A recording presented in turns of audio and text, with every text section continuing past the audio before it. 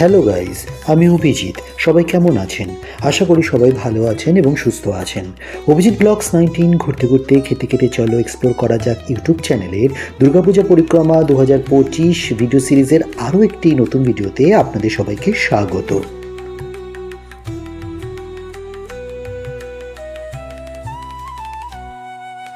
শহর কলকাতার স্বনামধন্য পুজোগুলির মধ্যে একটি পুজো হলো এই দেশপ্রিয় পার্ক দুর্গোৎসব, যার নাম শুনলেই শহরবাসী তথা রাজ্যবাসীর কাছে এক উন্মাদনা ও উচ্ছ্বাসের প্রতিচ্ছবি জেগে ওঠে।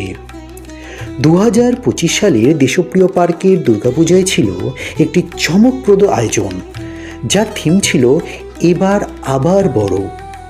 এই থিমটি 2015 সালের বিশ্বের সবথেকে বড় দুর্গা প্রতিমা তৈরির স্মৃতির কথা মনে করিয়ে দেয়।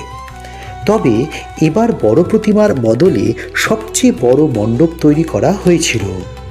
মণ্ডপটি থাইল্যান্ডের বজরার আদলে নির্মিত, যা প্রায় 6000 স্কোয়ার ফিট এরিয়া নিয়ে তৈরি হয়েছে এবং তার সজ্জা এবং তার চওড়া 170 ফুটেরও বেশি এবং যার উচ্চতার দৈর্ঘ্য প্রায় 85 ফুট বা 7 তলা বাড়ির সমান।